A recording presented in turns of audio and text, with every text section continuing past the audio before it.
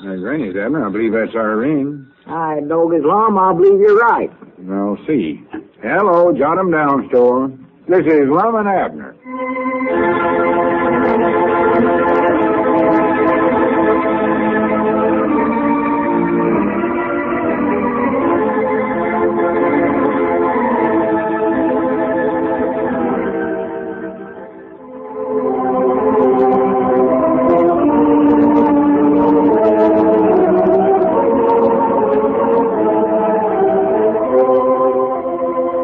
This being the Christmas season, Lum and Abner and their sponsors wish that they might do something for you, their radio listeners, that would add still more pleasure and enjoyment to the occasion.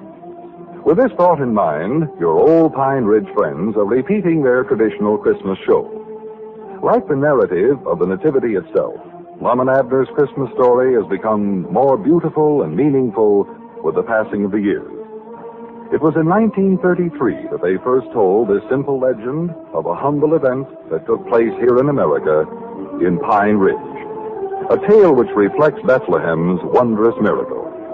And now, once more, we invite you to listen to Lum and Abner's Christmas story. As we look in on the little community of Pine Ridge today, a picture of complete peace and contentment greets our eyes. It's a clear, still evening this Christmastide night, and the whole countryside is wrapped in a clean, white blanket of snow which has fallen rather heavily all day long. Here and there on the deserted streets, we see an occasional home where the lights of a Christmas tree in the front window still twinkle in the dark of the night. And as we pass through town and come to the outskirts, we catch up with three old fellows trudging along through the snow on the road which leads from Pine Ridge out into the countryside. Getting closer, we see there are Lum, Abner, and Grandpappy Spears. And as we join them, we find that they're on a real Christmas mission. Listen. Yeah, sure, we're headed right now, Grandpap. Oh, yeah, I know this is the way, Abner. Doc Miller rode his horse over here. You see his tracks there in the snow. Well, it must be the old Gaddis place, then. Yeah, that's just about where it's at, all right. There ain't nothing but the barn left over there, though. That house burnt down 2 or 3 years ago. Yeah, Doc says it's due east from that road where we turned off. Due east? Yeah, which way is east? I ain't paid no attention to the direction. Wait a minute, whereabouts is the East Star? There it is, right ahead of us. We're going right, man. Don't worry about that. Yeah, we can just follow the East Star. Yeah, that ought to lead us to it, all right. How'd you find out about these folks, Grandpa? Well, Doc Miller and his woman ate dinner over at our place, and we were sitting there visiting after we got done eating, and the telephone rung and told Doc to get right over here. Well, who done the calling? Oh, some feller named Joe something or another. Forget what he did call his name.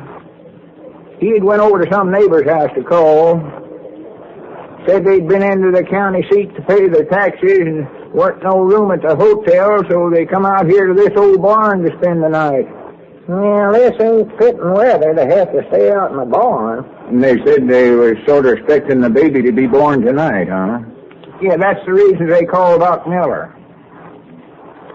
What's the matter, Abner? I notice my arms is getting tired here, fellas. Well, here, let me carry them blankets up our own. You can carry this oil heater. Is that box of groceries getting heavy, Grandpa? No, I'm all right. Ought to be there directly anyhow. This snow sure tires a body out walking through it, you know it. Yeah, well, maybe we're walking a little too fast for you, Abner. Here, you take the lantern, too. Oh. Yes, sir, it's mighty thought of you fellas to come over here at night this way. I sort of hid to call you to get out on Christmas, but after Doc left, me and the woman got to talking about how pitiful it was that couple was having to stay out here in this barn with nothing to eat and all. Well, I'm just glad you called me, Grandpap. Just proud of a chance to help them. Yeah, this makes it seem more like Christmas to me, doing for somebody else. Why, sure. You know, you just can't do things to make others happy. That making yourself happy at the same time. Trouble with a lot of us, we sort of lose the Christmas idea altogether. Think too much about ourselves. The real Christmas spirit is the happiness we get out of making others happy. Yeah, that's right. There we was now, just sitting there at home, thought we was enjoying ourselves, and these folks out here spending Christmas in an old barn this way. No, there just wouldn't have been no Christmas to it if you hadn't called us up, Grandpa. Yeah, well, I knowed I could depend on you fellers. Now, if it's the old Gather's place, we ought to be able to see it from the top of this hill here. Wait a minute, I believe that's the barn yonder, ain't it? Yep, that's where they're at. Well, that's due east from where we was at, all right, for there's the east star right over the top of the barn there. Yeah, there's Doc's horse tied to the fence there. Yeah, so this is the place. See the light shining through the cracks in the wall. Yeah. Yeah, so it's just a shame that them folks never let some of us know they needed a place to stay. We've got plenty of room over at the place, and we've just been plumb glad to have them. Well, this man that called Doc said they was looking for a place to stay and seen this barn weren't being used, so they just put up there for the night. Well, whereabouts do they live, Grandpap? Did he say? Yeah, they're from over about Pleasant Valley somewhere. Pleasant Valley? Yeah, he told Doc he never had no cash money, taking every nickel he had to pay his taxes, but said if he'd make the call, he'd work it out quick as he could. Well, old Doc never refused a call in his life, I don't reckon. No. I've knowed him to get up in the dead of night in the worst kind of weather to go call on the sick when he knowed before he went that he would never get no pay for it. Oh, yeah. Yeah, I don't know what we'd do without old Doc here in this community. Whilst there's some that says his methods is a little old-fashioned, and Granny's I'll take my chances with him every time. He's pulled me through the shadows time and again.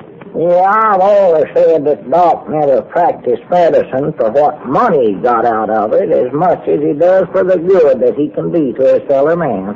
No, sir, if there ever was a man that's got a preserved seat in the better world, it's old Doc Miller. Yeah. You better not be talking too loud, fellas, and we don't want to disturb them none. Oh, no, let's all be as quiet as we can here. We'd better let Doc know we're here somewhere or other. I reckon it won't hurt nothing to tap on the door sort of gentle. No. Go ahead, Lon. They'll be needing this oil stove in there. I don't hear a sound in there. I don't believe you knocked quite loud enough, Lon. Maybe they never heard you. Wait a minute. Here comes somebody to the door. Oh. Well, howdy, Doc. Whoa, hello there. Well, what are you three old codgers doing out here this time of the night? Why, we just got to thinking after you left, Doc, these folks might be needing something. Yeah, Doc, we brung an oil stove and some bed chillers. And here's a box of groceries. Well, now, they're sure needing them. Haven't got any heat of any kind in there. Using what little hay was left for a bed, I took and piled it all up in the manger and made a pretty good bed, but now these covers will just come in awful handy. How's the lady, Doc? Oh, getting along as well as could be expected, Lon. I'll take these things on in and have her husband light this heater and warm that place up a little. You men had better stay out here for a while. Yeah, sure. You go ahead, Doc. We'll wait out here. If there's anything we can do, Doc, just let us know. Yes, all right, thank you. Doc, what kind of work does this feller do? Oh, he said a while ago that he was a carpenter by trade, Lon. Said he'd been out of work for quite a while. Well, here, I'd better get back inside here. Yeah.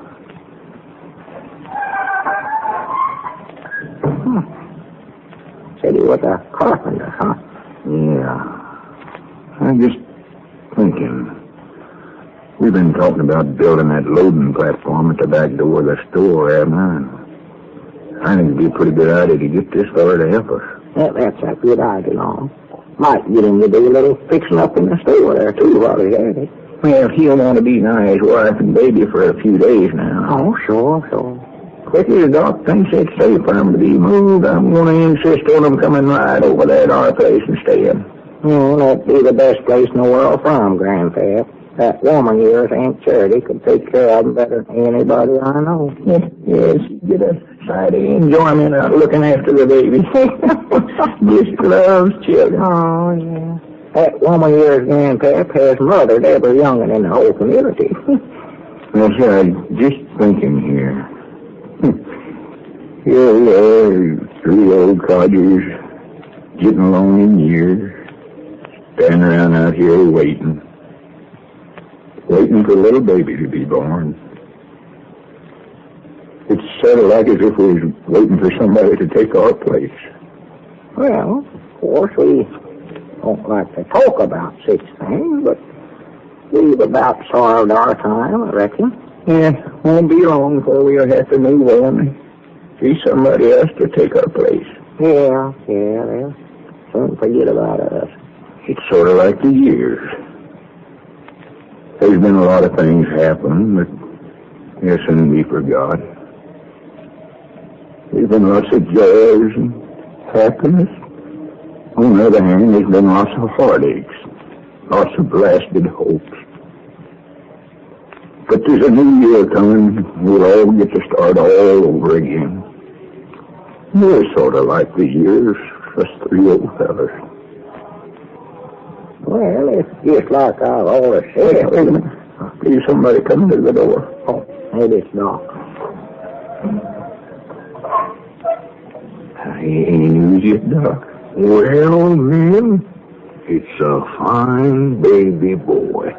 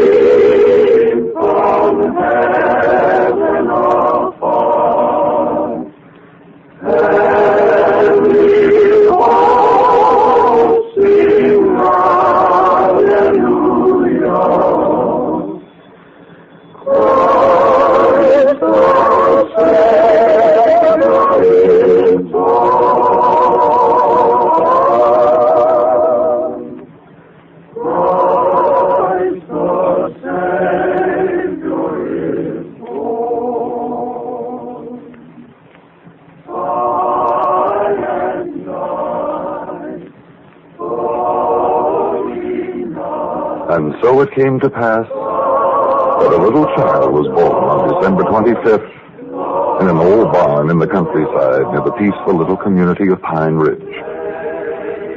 Friends, we hope you've enjoyed this, Lum and Abner's traditional Christmas story.